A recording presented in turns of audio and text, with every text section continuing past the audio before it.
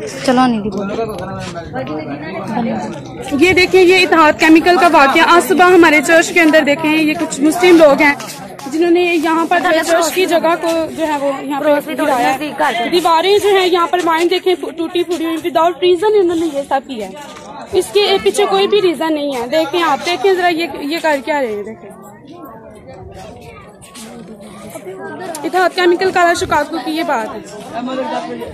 जब इन्होंने हमसे कहा है कि लॉकडाउन है, आप लोगों ने चर्च बंद रखने हैं, हमने कानून की पासदारी की, उसके बावजूद इन्होंने किस तरह हमारे चर्च पे हाथ डाला। आप देख सकते हैं किस तरह से वाइन को तोड़ा गया। ये देखें आप।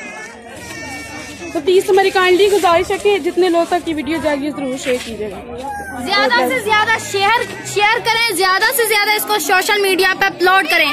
हमें ज्यादा कुछ नहीं चाहिए, सिर्फ इंसाफ चाहिए। God bless.